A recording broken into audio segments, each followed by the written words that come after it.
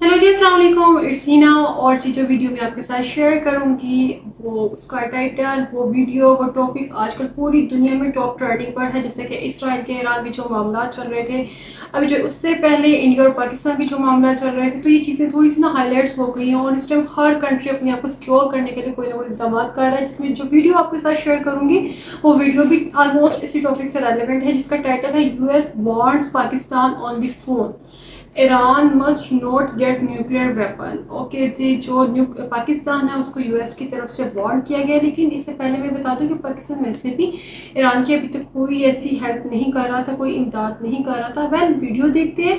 Video के लिए 24/7 से दी गई है। वीडियो का लिंक मैं डिस्क्रिप्शन में ऐड कर दूंगी। ओके जी। नमस्कार, वेलकम टू करियर 247। मैं हूं प्रशांत धवन। नाउ रिसेंटली एक बहुत ही इंटरेस्टिंग डेवलपमेंट हुई है यूएस, ईरान और पाकिस्तान के बीच में। यूएसए के सेक्रेटरी ऑफ स्टेट या आप कह लीजिए इनके जो विदेश मंत्री हैं मार्को रूबियो, इन्होंने कॉल किया पाकिस्तान को और स्पेसिफिकली पाकिस्तान को ये कहा है कि याद रखिएगा, हम किसी भी सूरत में बर्दाश्त नहीं करेंगे कि ईरान के पास न्यूक्लियर वेपन्स आ जाएं। ये फ़ोन कॉल देखिए यूएसए का एक ऐसे टाइम में आया है पाकिस्तान को। और अगेन आप देखोगे दुनिया भर के न्यूज़ आउटलेट्स, ना सिर्फ इंडियन, इवन इजरायली, अमेरिकन, सब लोग इस फ़ोन कॉल को कवर कर रहे हैं, क्योंकि एक ऐसे टाइम में यूएसए ने पाकिस्तान को ये बात बोली है कि ईरान कैन नेवर डेवलप और एक्वायर ए न्यूक्लियर वेपन। क्योंकि यूएसए में चिंता बनी हुई है इस बात को लेकर कि ईरान का जो एनरिच्ड यूरेनियम था वो कहाँ गया। ये आप देख पाओगे न्यूयॉर्क टाइम्स ने इस पर आर्टिकल छापा है रिसेंटली कि the fate of Iran's enriched uranium.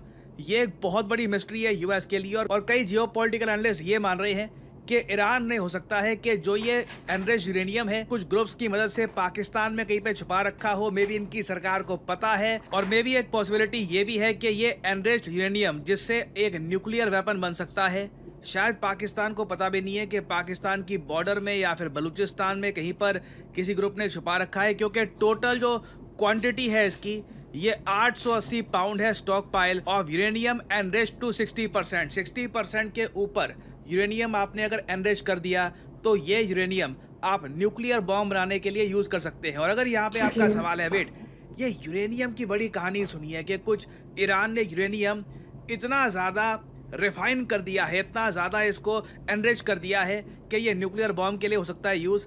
इसमें इशू क्या है और यूएस इस बात को लेकर नर्वस क्यों है, ये बहुत ही सिंपल लैंग्वेज में आपको समझाता हूँ। देखिए, यूरेनियम से आप दो काम कर सकते हैं। एक, न्यूक्लियर पावर प्लांट में उसको यूज़ करके आप ऊर्जा प्रोड्यूस कर सकते हैं, इलेक्ट्रिसिटी प्रोड्यूस कर सकते हैं जो शहरों को पावर करने के लिए काम आएगी। या फिर उसका एक बॉम्ब भी बन सकता है। यूरेनियम में दो टाइप के आइसोटॉप होते हैं। एक तो होता है U-238, ये काफ़ी हद तक यूजलेस होता है बॉम्ब्स के लिए। फिर होता है U-235, ये यूरेनियम में बहुत कम होता है, सिर्फ 0.7% के आसपास। तो एक न्यूक्लियर बॉम्ब बनाने के लिए ना U-23 आइसोटॉप चाहिए होता है 90% प्यूरिटी के साथ। और सिंस एक यूरेनियम में ये बहुत कम होता है ना, इसलिए न्यूक्लियर बॉम्ब बनाने के लिए जो एनरिच्ड यूरेनियम है इसको बनाने का प्रोसेस बहुत लंबा होता है। आपको सेंट्रीफ्यूजेस में बिल्कुल धीरे धीरे करके जो ये यूरेनियम है इसको और प्यूरिफाई करना होता है, बहुत टाइम लग जाता है इसमें। और अगर 90% आपने एनरिच कर दिया यूरेनियम तो एक बार को न्यूक्लियर बॉम्ब बन सकता है। अब यहाँ पे आप कहोगे वेट, जो न्यूयॉर्क टाइम्स का आर्टिकल था वहाँ पे तो लिखा था कि ईरान ने 60% के आसपास कर रखा है एनरिच को, तो दुनिया को इतनी ज़रा चिंता क्यों है कि ईरान का 880 पाउंड यूरेनियम कहाँ पे गया, जबकि अभी के लिए ये बस 60% एनरिच हुआ है। 90% तो बहुत दूर है ना। नहीं, 60 से लेकर 90% पहुँचने में बहुत कम टाइम लगता है। अगर किसी ने 60% एनरिच कर दिया तो ऑलमोस्ट आप मान लीजिए 90 से लेकर 95% काम इसने कर दिया है। और इसलिए यूएस में इस बात को लेकर काफ़ी नर्वसनेस है कि ईरान हो सकता है कि लिटरली अपना यूरेनियम कहीं पे छुपा के बैठा हो और थोड़ी बहुत जो एनरिचमेंट इनको करनी बाकी है, अगर जल्द से इन्होंने वो कर दी और एक न्यूक्लियर टेस्ट कर दिया तो उस केस में देखिए प्रॉब्लम बहुत ज़्यादा बढ़ जाएगी। और इसलिए ट्रंप ने रिसेंटली नेटो के समिट में कहा था कि ईरान इजराइल कॉन्फ्लिक्ट फिर से शुरू हो सकती है। और मैं आपको भी बता रहा हूँ, ये कॉन्फ्लिक्ट कभी भी फिर से स्टार्ट हो सकती है और इस बार पिछली बार से भी ज़्यादा वायलेंस होगा। और इसलिए आप देख रहे हैं कि कॉन्स्टेंटली यूएस के फ़ोन आ रहे हैं पाकिस्तान को। आप अरब न्यूज़ में देखोगे ना तो हेडलाइन ये यहाँ पर ये बनाकर बैठे हैं कि US Pakistan agree to work to promote peace in the Middle East. अब पाकिस्तान क्या पीस यहाँ पे प्रमोट करवाएगा?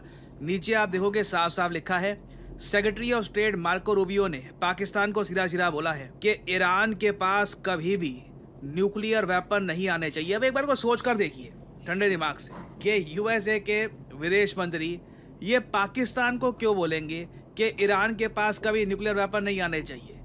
बात तो ईरान से यहाँ पर हो रही है ना, यूएस ईरान से बात हो रही है। तो अगेन डर यहाँ पे यूएस को ये है कि जैसे ओसामा बिन लादेन पाकिस्तान में छुपा बैठा था, कुछ यहाँ पे ऐसा ना हो कि इजराइल की जो इंटेलिजेंस एजेंसी है मोसाद, ये काफ़ी हद तक इनके एजेंट्स ईरान में ढूंढ रहे हैं कि वो एनरिच्ड यूरेनियम कहाँ पर है, कहीं ये पाकिस्तान में तो सेफली नहीं है। और मैं आपको बता दूं, कल को अगर मान लीजिए इजराइल ये अनाउंसमेंट कर देता है कि देखिए जो ये यूरेनियम है, हमको लगता है कि या तो पाकिस्तान ईरान बॉर्डर पे है या फिर पाकिस्तान के बलूचिस्तान में कहीं पर इस वक्त ईरान ने यूरेनियम छुपा रखा है, उस केस में मैं आपको बता दूं यूएस दंडित करेगा पाकिस्तान को। और एक बार को यहाँ पे आप मुझे कह सकते हैं कि ये कैसे हो सकता है कि पाकिस्तान चुपचाप ईरान को हेल्प कर देगा उसके न्यूक्लियर प्रोग्राम में? Can we even imagine this? मैं आपको फिर से बोलूँगा, history often repeats itself. Geopolitics में भविष्य में अगर आपको देखना है ना कि क्या हो सकता है, तो कंट्रीज का पास्ट देखिए। कंट्रीज का पास्ट काफ़ी बार सिक्लिकल होता है और स्पेशली पाकिस्तान जैसे देश अपनी पुरानी मिस्टेक आप कह लीजिए या जो भी कह लीजिए, इसको लगातार दोहराते हैं। ये मैं आपको इस वक्त आर्टिकल दिखा रहा हूँ साल 2003 के, द गार्डियन का आर्टिकल है। सेम आर्टिकल CNBC और वॉशिंगटन पोस्ट सब ने पोस्ट किया था 2003 में। पाकिस्तान ने फाइनली दुनिया के सामने एडमिट कर ली ये बात कि हाँ, ईरान का जो न्यूक्लियर एक्सपर्टीज़ अब इनको मिल चुका है। अब ईरान के पास जो अब टेक्नोलॉजी आ चुकी है कि कच्चे यूरेनियम को कैसे एनरिच करना है, ये लग रहा है कि पाकिस्तानी साइंटिस्ट AQ खान ने प्रोवाइड कर दी है। इसके बाद ऑब्वियसली पाकिस्तान के जो ये न्यूक्लियर बॉम्ब के फादर जिनको कहा जाता है AQ खान, जिनको हाउस अरेस्ट में भी रख लिया गया था। यूएसए ने काफ़ी आप कह लीजिए कोट एंड कोट गुस्सा किया था पाकिस्तान को, बट यूएस भी ज़रा कुछ कर नहीं पाया था क्योंकि उस वक्त अफगानिस्तान में पाकिस्तान बहुत ज़्यादा हेल्प कर रहा था यूएस फोर्स की। नहीं तो आप अगर सोच कर देखें, जो पाकिस्तान ने किया है ना, यहीं से बीज बो दिया गया था ईरान के न्यूक्लियर बॉम्ब का। और ये मैं आपको आर्टिकल दिखा रहा हूँ न्यूयॉर्क टाइम्स का, साल 2004 का। CIA ने ऑफिशियली ये बोल दिया था कि हाँ, पाकिस्तान ने ईरान को न्यूक्लियर एड दी थी। ये सब डॉक्यूमेंटेड फैक्ट्स हैं, ये सब आर्टिकल्स ऑनलाइन अवेलेबल हैं, गूगल करेंगे आपको सब कुछ आराम से मिल जाएगा। A new report from the central intelligence agency says the arms trafficking network by the Pakistani scientist AQ Khan provided Iran nuclear programme with significant assistance. देखिए मैं साफ साफ बोलूँ, इतिहास में जितनी माफिया पाकिस्तान को मिली है शायद किसी और देश को नहीं मिली। ओसामा बिन लादेन यहाँ पर था। ईरान के न्यूक्लियर बॉम्ब की जो आप कह लीजिए शुरुआत है, ये पाकिस्तान से हुई। कई चीज़ें हैं और उसके बाद भी यूएस पाकिस्तान को इतना इम्पोर्टेंट समझता है कि वो कहते हैं कि नहीं पाकिस्तान को तो हमेशा एक रिलेशन इनके साथ बनाकर रखने हैं। It is truly incredible. Israel के पर्सपेक्टिव से भी अगर मैं बोलूँ तो इजराइल पाकिस्तान पर उतना फोकस करता नहीं है जितना करना चाहिए। परहैप्स रीज़न मैं आपको बता दूं ये है, यूएस और परहैप्स जो उनके बाकी एलाइज हैं वो भी ये मान के चलते हैं, पाकिस्तान को जिस दिन ज़्यादा वीकन कर दिया ना, इंडिया का प्रभाव रीजन में बहुत ज़्यादा बढ़ जाएगा और वो उनके लिए एक ज़्यादा बड़ा जियोपॉलिटिकल सरदर्द हो सकता है। और इसलिए पाकिस्तान के बहुत सारे कुकर्म इस तरीके से झेले हैं यूएसए ने। और इस बार भी आप समझ लीजिए, जो मार्को रूबियो का कॉल आया है यहाँ पर पाकिस्तान के प्राइम मिनिस्टर को, ये कुछ ऐसा नहीं है कि बैठे बैठे बस बात करने का मन करा था तो फ़ोन कर लिया इन लोगों ने। स्पेसिफिकली मार्को रूबियो ने ये कहा है कि पाकिस्तान, याद रखिएगा, ईरान का न्यूक्लियर बॉम्ब नहीं बनना चाहिए। जो पुराने चैप्टर्स हैं इतिहास के, इनको दोहरा मत देना। नाउ यूएस खुद टू बी ऑनेस्ट काफ़ी ज़्यादा कंफ्यूज लग रहा है। रिसेंटली CNN ने यह भी रिपोर्ट पब्लिश करी है कि यूएस ये भी सोच रहा है कि ईरान को ना $30 बिलियन दे देते हैं और लिखित रूप में प्रॉपर अच्छे से कंफर्म कर देते हैं कि ईरान न्यूक्लियर बॉम्ब नहीं बनाएगा। अब यूएसए का भी मैं ये कहूँगा, जब चालाक बनता है यूएस तो ऐसा चालाक बनता है दुनिया डर जाती है। जब ये लोग भोले बन जाते हैं तो $1 बिलियन ऐसे ही बांट देते हैं। तो खैर ये आइडिया भी आज के समय फ्लोट किया जा रहा है। बट मैं आपको ये बता दूँ, पाकिस्तान बहुत ज़्यादा प्रेशर में होगा आज के समय। अचानक से अगर ईरान न्यूक्लियर ब्लास्ट कर देता है और डिक्लेयर कर देता है अपने आप को न्यूक्लियर कंट्री, बिल्कुल सस्पेशन यहाँ पर जाएगा पाकिस्तान पर कि पाकिस्तान का रोल इस सब में क्या था। तो इससे रिलेटेड अभी बहुत सी डेवलपमेंट्स आएंगी, मैं आपके लिए अपडेटेड वीडियोस लाता रहूँगा। जैसे कि जी मार्को रूबियो की कॉल आती है हमारे पाकिस्तान के प्रेसिडेंट को और उसमें वो कहते हैं कि वो ईरान की किसी तरह की भी हेल्प नहीं करेंगे जैसे कि माजी में कर चुके हैं। इस टाइम जी सबसे ज़्यादा मुझे जो लगता है जो कंट्री अपने आप को अनसिक्योर फील कर रही है, जो परेशानी में महसूस कर रही है, वो पाकिस्तान है। उसकी वजह सिर्फ़ और सिर्फ यही है कि पाकिस्तान अगर तो ईरान ब्लास्ट कर देता है न्यूक्लियर का, तो उसमें यूएसए का फर्स्ट टारगेट पाकिस्तान होगा, क्योंकि पाकिस्तान ने हेल्प की होगी या पाकिस्तान ने उनके यूरेनियम के लिए हेल्प की होगी। जैसे कि ईरान के पास एक भारी भरकम मकदार में यूरेनियम था, तो वो कहाँ पर गया? अगर वो ईरान में नहीं है तो क्या उसने पाकिस्तान में रखवा दिया? अगर पाकिस्तान में नहीं तो बलूचिस्तान में, या फिर उसने पाकिस्तान और ईरान के बॉर्डर के दरमियान जो है उसको सेव कर दिया। बट उसको कहाँ गया, किस तरह गया, किसी को नहीं पता। लेकिन जी इन सारे मामला में अगर कोई भी ऐसा ईरान स्टेप लेता है तो सबसे पहले जिसको यूएसए टारगेट करेगा वो पाकिस्तान होगा, क्योंकि पाकिस्तान इस सारे मामला में बहुत बुरे तरीके से फंसेगा।